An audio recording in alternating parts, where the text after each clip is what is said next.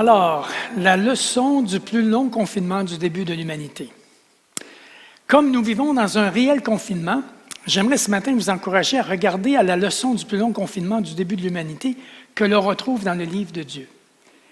Nous allons regarder à ces événements pour en comprendre l'arrière-plan et réaliser le geste d'amour profond de la part de notre Dieu à travers la nécessité du déluge.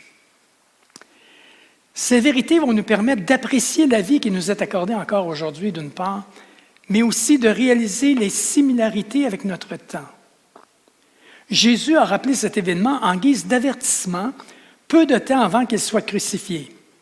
Dans Matthieu 24, au verset 38, il dit « Ce qui arriva du temps de Noé arrivera de même à l'avènement du Fils de l'homme. » Tout au long de l'histoire de l'humanité, les gens ont attaqué l'histoire du déluge en disant que c'était impossible, ou encore que Dieu était un Dieu immoral, un Dieu de colère et meurtrier, du fait qu'il a détruit toute la race humaine, sauf une seule famille, et il l'a détruit par une inondation, qu'on appelle le déluge. Cependant, j'aimerais vous dire ce matin que quand nous comprenons la réalité de ce qui s'est passé, nous réalisons que cette inondation n'était pas Dieu qui tuait l'humanité, mais Dieu qui la sauvait. Ce message fait suite à ceux de notre frère Jean au sujet des signes des temps de la fin et celui de notre frère Martin sur veiller et prier. Ce matin, Jésus nous révèle deux autres aspects de son avènement. Premièrement, sa certitude et deuxièmement, son imprévisibilité. Au verset 35 et 36, juste un petit peu plus loin dans Matthieu 24, et Jésus nous dit « Le ciel et la terre passeront, mais mes paroles ne passeront pas. Pour ce qui est du jour et de l'heure, personne ne le sait, ni les anges des cieux, ni le Fils, mais le Père seul. » Alors Jésus, en faisant référence au déluge, nous dit que les gens périrent à cette époque-là, non par l'eau du déluge, mais par leur incrédulité et leur indifférence. Et c'est le danger, je dirais, qui nous guette aujourd'hui. Nous sommes arrivés présentement à la fin de ces temps. Prions ensemble. Ô Dieu, combien nous sommes des êtres forts et remplis de capacités pour bâtir des grandes cités et voyager dans l'univers. Mais en même temps, nous sommes si fragiles au point qu'un virus invisible à l'œil bouleverse notre humanité entière en ce moment, nous menace de mort et arrête tout notre monde de fonctionner. Que devons-nous apprendre de cela? Comme du temps de Noé. Où es-tu au milieu de ce chaos? Que fais-tu? Père, ouvre nos yeux, nous t'en prions. Nous te le demandons au nom de ton Fils Jésus-Christ. Amen. Maintenant, je vous invite à imaginer que vous ayez à vivre votre confinement seul avec votre conjointe et vos enfants pour une période de 371 jours sur un énorme paquebot et que vous ayez comme copassagers un zoo des plus complets avec tout ce que cela implique, à soigner, à nourrir, et cela sans électricité, sans ordinateur, sans toilette, sans épicerie à côté. Comment le vivriez-vous? Eh bien, chers amis, ce fut l'expérience de Noé et de sa famille, 8 personnes.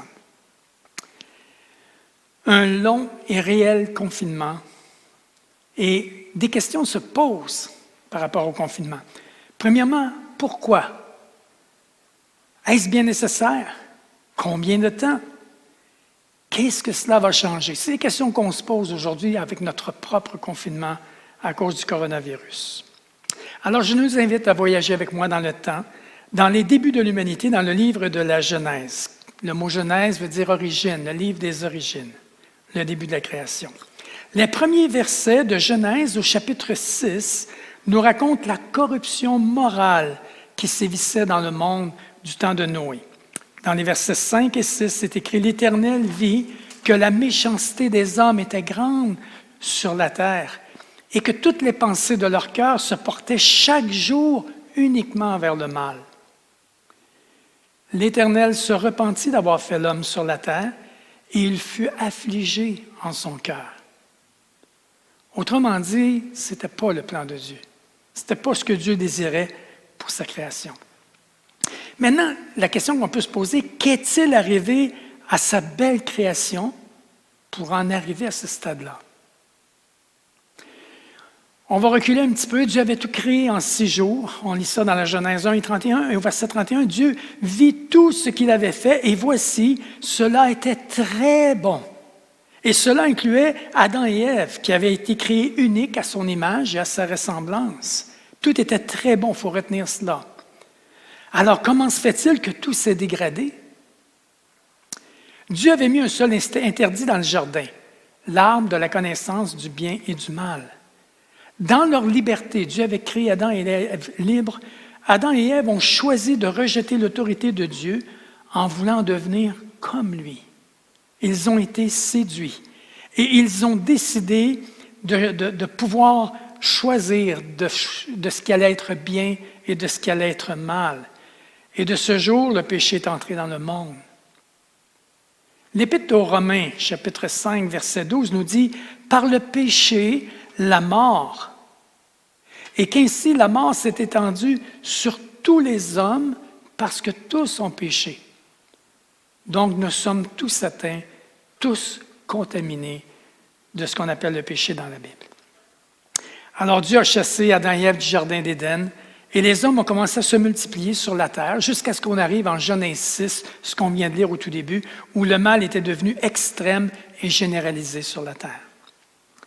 Les premiers versets de Genèse 6 mentionnent plusieurs êtres qui ont vécu sur la terre à ce moment-là. Au verset 1 et 2, il nous dit « Lorsque les hommes eurent commencé à se multiplier sur la surface de la terre et que les filles leur furent nées, les fils de Dieu virent que les filles des hommes étaient belles et ils en prirent pour femmes parmi toutes celles qu'ils choisirent. » Donc, on voit qu'il y a trois êtres mentionnés. Il y a les hommes, il y a les filles des hommes, et il y a une catégorie qu'on appelle les fils de Dieu. Qui sont ces fils de Dieu? Pourquoi on ne les appelle pas des hommes? Alors, on voit au départ que ce terme n'est utilisé que dans l'Ancien Testament, et partout où il est utilisé, le mot fils de Dieu, on parle d'êtres angéliques, mais pas des êtres humains. Et le verset 4 le confirme. On dit « les géants étaient sur la terre en ces temps-là. » Il en fut de même après que les fils de Dieu furent venus vers les filles des hommes et qu'elles leur eurent donné des enfants. Ce sont ces héros qui furent fameux dans l'Antiquité. Ce qu'on peut comprendre ici, c'est que ces êtres angéliques déchus et puissants ont eu des accouplements avec les filles des hommes et leur progéniture hybride a donné des géants incroyablement mauvais. Ils sont appelés d'ailleurs Néphilim, ce qui veut dire ceux qui sont tombés. On retrouve ces termes-là dans l'exemple de David et Goliath. Goliath était un Néphilim, ceux qui sont tombés. On peut penser aux anges déchus, n'est-ce pas? Maintenant, pourquoi ces détails sont importants? On peut comprendre que cette mixité d'anges déchus et des filles des hommes était une tentative de perversion directe de la création de Dieu par Satan. Il essayait activement de corrompre la lignée de l'homme afin d'empêcher la venue du Messie qui devait venir lui écraser la tête. Et on retrouve ça tout de suite après la chute, quand Dieu s'adresse au serpent et le condamne. Il lui dit ceci dans Genèse 3,15 « Je mettrai inimitié entre toi et la femme, entre ta postérité et sa postérité. Celle-ci t'écrasera la tête, la postérité de la femme, et tu lui blesseras le talon. » Donc, le Messie devait être 100% humain, il devait être dans la descendance de la femme. Et nous savons aussi qu'il était 100% Dieu dans la personne de Jésus. Maintenant, cette tentative était si malveillante que le Nouveau Testament nous dit que Dieu a dû enfermer tous les anges qui ont participé à cela et qu'ils restent enchaînés en attente du jugement. On retrouve ça dans Jude 1 au verset 6. Dieu dit qu'il a réservé pour le jugement du grand jour, enchaînés éternellement par les ténèbres, les anges qui n'ont pas gardé leur dignité, mais qui ont abandonné leur propre demeure. Maintenant, une autre question qu'on peut se poser, c'est qui sont ces héros qui furent fameux dans l'Antiquité? On pense que certaines des anciennes légendes et des mythologies sur les super-humains et les hommes-dieux sont probablement basées sur certains de ces géants d'origine démoniaque. Pensons à la mythologie grecque, aux personnages maléfiques que beaucoup connaissent. On a fait beaucoup de films avec cela. On pense à Achille, c'est-à-dire à Ajax, à Zeus. On pense aux Cyclopes, on pense aux Titans. C'étaient tous des géants, c'étaient tous des hommes forts. Donc, on comprend que Noé vivait au milieu de l'échec moral et du mal qui s'aggravait sur la terre. C'était son milieu de vie. Et on voit aussi au verset 6 que Dieu a été affligé et rempli de douleur à cause du mal sur la terre. Maintenant, j'aimerais vous faire réaliser que c'est une similitude de notre temps. Nous aussi vivons dans un monde plein de mal. La violence est très présente. Les mariages s'effondrent. Le péché sexuel est endémique. Et une multitude de bébés sont avortés à chaque année partout sur la terre. La consommation des drogues et de l'alcool est libéralisée, même encouragée. Les inégalités sociales s'accentuent constamment. Le racisme se propage. Les abus et l'immoralité font rage. La question qu'on peut se poser, comment expliquer que malgré nos avancements technologiques et médicaux, notre connaissance de l'univers, notre capacité de communiquer d'un bout à l'autre de la planète, c'est devenu un petit village, la planète aujourd'hui. Comment se fait-il, malgré toutes ces facilités, que nous en sommes là? Que l'homme n'est pas meilleur qu'il était dans le passé. Pourquoi le cœur de l'homme est toujours aussi déficient?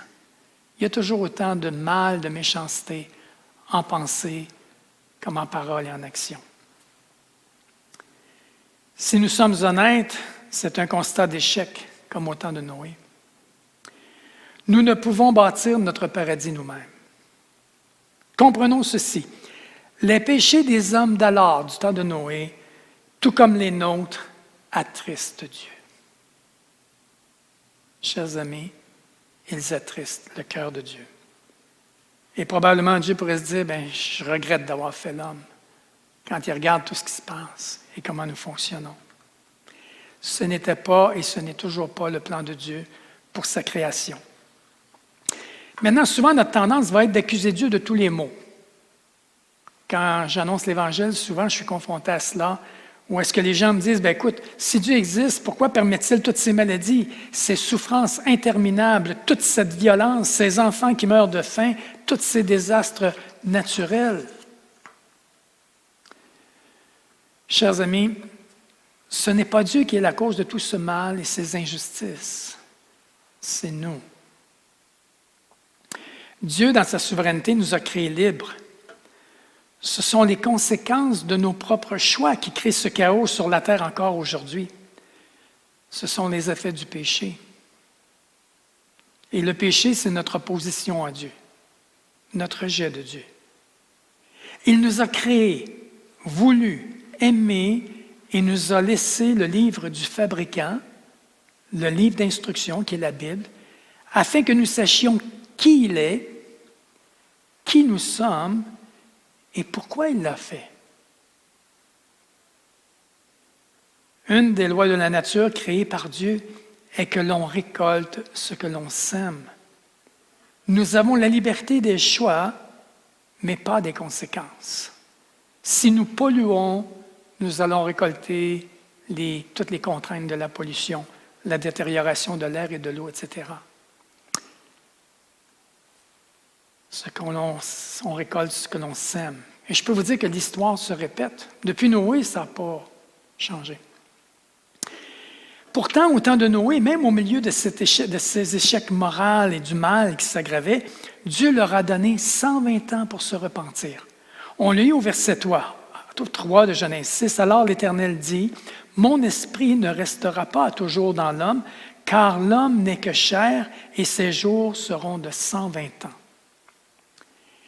Tandis que la patience de Dieu se prolongeait, 1 Pierre, au chapitre 3, au verset 20, nous dit que Noé prêchait à ses contemporains. Il n'a pas juste été là à bâtir un bateau. Il le faisait de 3 façons. Écoutez-moi bien, c'est important de savoir cela. Premièrement, par sa vie qui est intègre. Deuxièmement, par sa prédication, parce qu'il s'adressait, il communiquait le message qu'il avait reçu. Il a averti clairement les hommes de sa génération que Dieu lui avait dit cela. Et c'est la raison, la troisième, pourquoi la construction de l'arche. Alors, ils ont eu le témoignage qu'ils croyaient vraiment ce que Dieu avait dit. Pourquoi Noé a-t-il trouvé grâce aux yeux du Seigneur?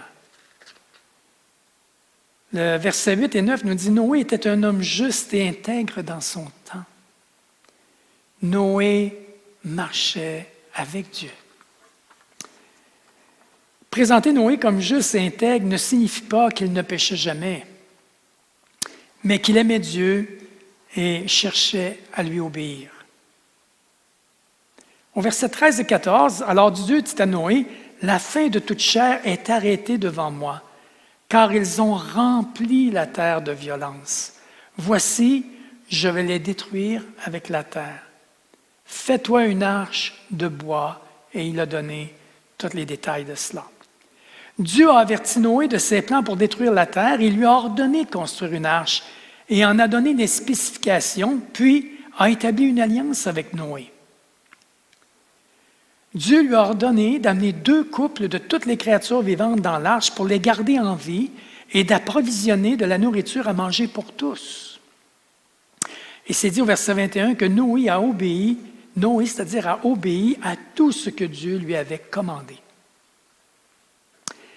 Maintenant, j'aimerais faire un zoom un peu sur la construction de l'arche, si vous voulez bien. Je vais vous dire tout de suite qu'il ne s'agit pas d'une barque, mais d'un énorme bateau, quasiment un paquebot, aussi haut qu'un immeuble de 3 étages et plus long qu'un terrain de football. 6 fois plus long que large. Et c'est un peu le type de rapport qu'on construit encore aujourd'hui, les paquebots. Il était tout en bois de cyprès. Cet immense navire a sûrement été construit loin d'un plan d'eau. Ces 3 étages étaient composés de cellules avec une porte et une ouverture en haut pour l'air et la lumière. Un couple de chaque espèce y entra, mais il y avait 7 couples des animaux propres à être sacrifiés. On va voir ça dans mon prochain message, pourquoi cela. Maintenant, notons bien ceci. Cela aurait été physiquement impossible pour Noé d'avoir récupéré tous les animaux pour les mettre dans l'arche. Ça aurait été excessivement compliqué de le faire. Mais c'est Dieu qui l'a fait. Tout comme Dieu a amené chaque animal à Adam au tout début de la création pour donner un nom à chaque animal. Il a fait exactement la même chose. Au verset 15 et 16, ils entrèrent dans l'arche auprès de Noé, 2 à 2, de toute chair ayant souffle de vie. Il en entra mâle et femelle de toute chair, comme Dieu l'avait ordonné à Noé. Alors Noé, tout en construisant l'arche, avertissait les hommes du jugement de Dieu à venir. Mais personne n'y a cru en lui. Au contraire, on s'est moqué de lui. D'autant plus qu'on n'avait jamais vu encore la pluie à cette époque-là. Il y avait des plans d'eau et c'était seulement de la rosée qu'il y avait. Il n'y avait jamais eu de pluie encore. Maintenant, tous, par leur incrédulité, se sont attirés la condamnation. Il y a un fait intéressant par rapport à l'arche. Dans le Figaro du 26 avril 2010, ce n'est pas si loin de nous, une dizaine d'années, on disait dans la grande page première couverture, « L'arche de Noé retrouvée ». Un groupe d'explorateurs évangéliques chinois et turcs ont annoncé aujourd'hui qu'ils pensaient avoir découvert l'arche de Noé sur un sommet de quelques 4000 mètres du mont Ararat en Turquie. Ils affirment avoir retrouvé des restes en bois de la structure de l'arche dont la datation au carbone 14 remonterait à 4800 ans, époque présumée où l'arche avait navigué.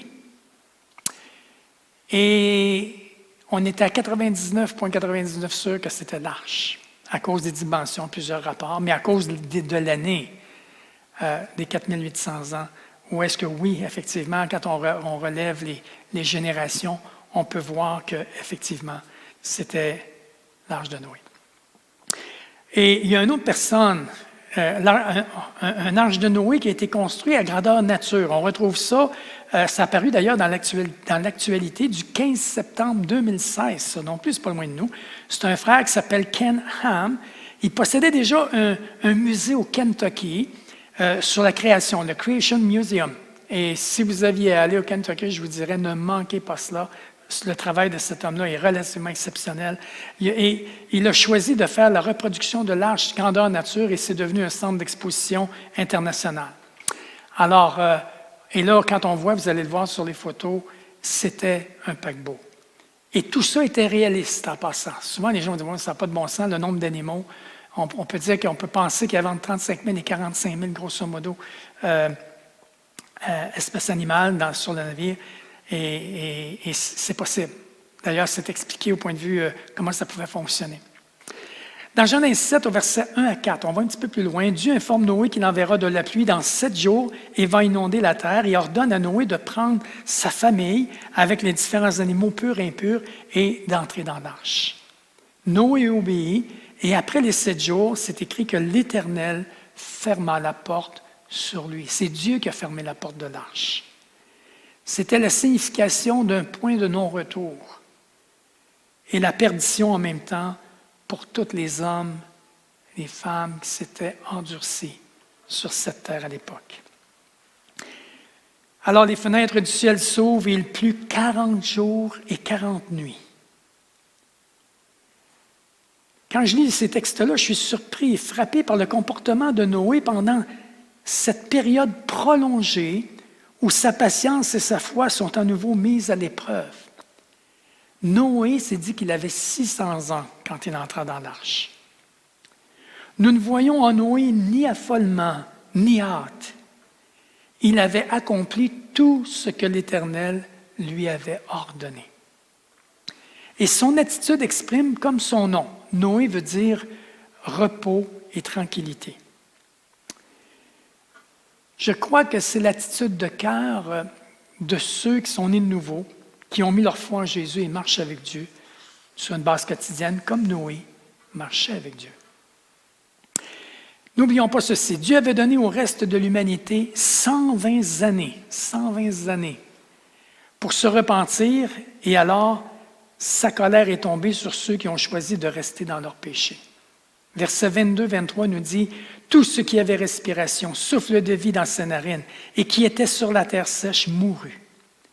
Tous les êtres qui étaient sur la surface de la terre furent exterminés, depuis l'homme jusqu'au bétail, aux reptiles et aux oiseaux du ciel. Ils furent exterminés de la terre. Il ne resta que Noé et ceux qui étaient avec lui dans l'arche. » Alors les eaux, au verset 24, ont inondé la terre pendant 150 jours. Le confinement de Noé a duré 371 jours au total. Maintenant, le confinement, ça peut revêtir plusieurs formes. J'aimerais qu'on s'y arrête quelque peu. Pour notre situation mondiale actuelle, nous la vivons à cause d'une pandémie afin d'éviter une contamination générale. Cependant, à la différence de Noé, nous avons la nourriture dans nos épiceries. Nous avons de l'électricité pour le chauffage et la cuisson, pour l'Internet et la télévision, et nous pouvons profiter, pour la grande majorité, du plein air, de pouvoir aller marcher dehors. Mais pensons à d'autres types de confinement. L'exemple d'une personne qui est privée de sa liberté, quelqu'un qui est dans un camp de concentration, qui est dans un camp de réfugiés, à titre d'exemple. Il y en a beaucoup sur notre planète, des réfugiés. Ou d'autres qui font des travaux forcés, ou certaines personnes qui ont été emprisonnées à cause de leur foi. Pensons aussi à ces personnes qui ont été accidentées, qui ont perdu l'usage de leurs membres. Et une des personnes qui me vient rapidement à l'esprit, c'est Johnny Erickson Tada, qui est devenu paraplégique dans son jeune âge. Dans ces cas de confinement extrême, ils sont totalement dépendants des autres pour leur santé, pour leur sécurité, leur nourriture, leur habillement et leur survie.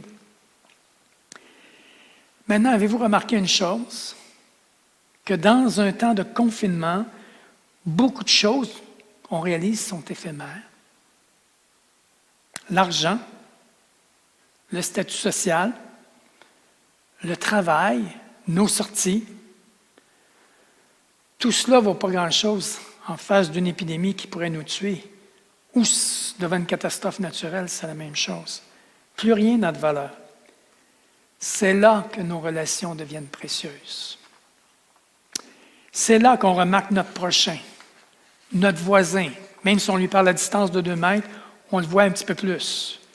Qu'on cherche à parler plus à nos familles par les réseaux sociaux, le téléphone, s'ils sont à l'extérieur. Tout s'est arrêté à cause d'un danger invisible mais puissant, chers amis. Assez pour affecter notre planète tout entière. Cela nous révèle une chose, notre fragilité, mais aussi notre insouciance d'une vie trop rapide et surchargée. Mais un des éléments les plus importants de nos vies, que notre société a largement mis à l'écart au profit de la liberté, c'est la réalité de la présence de Dieu dans sa création et son regard sur nos vies. Lorsque nous lisons Genèse 7, nous devons nous rappeler que Dieu a donné au peuple des années pour se repentir. Nous devons également reconnaître que le péché n'est pas venu de Dieu et que Dieu ne peut pas être blâmé pour le péché. C'est l'homme qui a péché par choix volontaire. Pourtant, Dieu a protégé la race humaine. Il a sauvé Noé, ses fils et leurs femmes. L'arche montre l'amour de Dieu et qu'il a pris soin de l'humanité aussi. Il y a des conséquences pour le péché. Nous devons nous repentir et laisser nos voies de péché derrière nous. Ma conclusion à ce message ce matin, c'est que la leçon du déluge est celle-ci. Elle nous montre, à l'exemple de Jésus, qu'il y a un point final à la patience de Dieu, mais aussi que Noé est en sécurité dans l'arche, qui est un peu le type de l'Église, l'image de l'Église, où les croyants nés de nouveau sont sous la protection du Seigneur. Dans Hébreux 11, 7, on dit « C'est par la foi que Noé, divinement averti des choses qu'on ne voyait pas encore, et saisi d'une crainte respectueuse, construisit une arche pour sauver sa famille. » Aujourd'hui, nous sommes sauvés de la même manière. Éphésiens 2,8 dit ceci, « Car c'est par grâce que vous êtes sauvés par le moyen de la foi, et cela ne vient pas de vous, c'est le don de Dieu. » Et Jean 3, c'est Jésus qui parle, un homme qui s'appelle Nicodème, Jean 3, versets 16 et 17, nous dit, « Car Dieu a tant aimé le monde qu'il a donné son Fils unique, afin que quiconque croit en lui ne périsse point, mais qu'il ait la vie éternelle. » Dieu, en effet, n'a pas envoyé son Fils dans le monde pour qu'il juge le monde, mais pour que le monde, vous et moi, soit sauvé par lui. Chers amis, ce que l'arche a été pour Noé et sa famille, Jésus l'est pour nous aujourd'hui. La porte de notre arche est la croix de Golgotha. Celle-là même où Jésus a payé le prix de notre embarquement. La foi dans ce que son sang a été répandu pour le pardon de nos péchés et nous a rendus justes devant Dieu. Réalisons bien que Dieu est bon. Le déluge était la miséricorde de Dieu afin de sauver l'humanité. Il montre son amour et sa grâce en ne jugeant pas le monde immédiatement, mais en donnant aux gens le temps de se repentir. Et aujourd'hui, nous sommes dans ce qu'on appelle le temps de dispensation de la grâce de Dieu. C'est un peu comme les 120 jours que Dieu avait donnés aux gens pour bâtir l'arche, mais c'était un temps pour les gens de se repentir et de venir. Il y avait de la place pour eux dans l'arche. Un temps pour se repentir, ça veut dire un temps pour se tourner vers lui, un 180 degrés. Si ce matin vous réalisez que vous avez ignoré ou délaissé Dieu,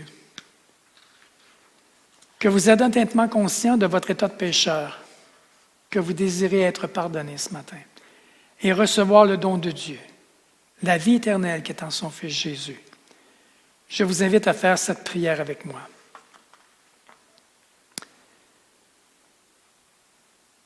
Père céleste, Je reconnais que j'ai péché contre toi aujourd'hui.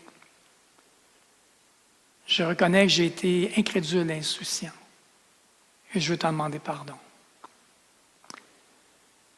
Seigneur Jésus, je crois de tout mon cœur que tu es mort sur la croix. Que ton sang a été répandu pour le pardon de tous mes péchés. Et je crois de tout mon cœur que Dieu t'a ressuscité des morts, que tu es vivant, que tu peux faire quelque chose dans ma vie maintenant. Aussi, je t'ouvre la porte de mon cœur et je t'invite à entrer dans ma vie. À partir d'aujourd'hui, sois mon Sauveur et mon Seigneur. Et fais de moi la personne que tu veux que je sois. Je te remercie pour la vie éternelle. Je te remercie pour le pardon de mes péchés. Je te rends grâce. Amen. Alors, dimanche prochain, nous allons voir les buts rédempteurs du déluge. Dieu n'a pas oublié Noé et sa famille, comme nous aussi d'ailleurs, ce qui nous montre qu'il nous aime et prend soin des hommes et des femmes qu'il a créés. Alors, je vous remercie d'avoir été présent avec nous. Si vous avez des questions ou désirez recevoir un évangile de Jean, et si vous avez prié, vous avez fait cette prière-là avec moi tantôt, je vous invite à correspondre avec nous pour recevoir cet évangile de Jean. Juste de nous envoyer un courriel ou de nous téléphoner. Il nous fera plaisir de répondre soit à vos questions ou de vous faire parvenir cet évangile. Vous avez en ce moment à l'écran toutes les coordonnées. J'aimerais aussi vous inviter, comme c'est le mois du Ramadan, nous vous invitons à participer aux 30 jours de prière pour le monde musulman. Il se tient actuellement, il va se terminer le 23 mai. Nous vous rappelons que la véritable prière n'est pas une œuvre de l'homme, mais l'œuvre de Dieu en lui. Prions que notre regard sur les autres change, sur celui des musulmans peut-être d'une part, mais aussi sur nos voisins, sur tous ceux qu'on côtoie maintenant, qui sont peut-être différents. Notre prochain est souvent celui qui ne nous ressemble pas, vous savez. Mais toute créature a été voulue de Dieu et aimée de Dieu. Et les gens ont besoin de l'entendre. Pour plus de détails, je vous invite à visiter notre site web où vous trouverez tous nos renseignements et aussi du matériel chrétien pour votre édification. Et ma prière est pour vous que la grâce et la paix vous soient données de la part de Dieu, notre Père et du Seigneur Jésus-Christ. Amen.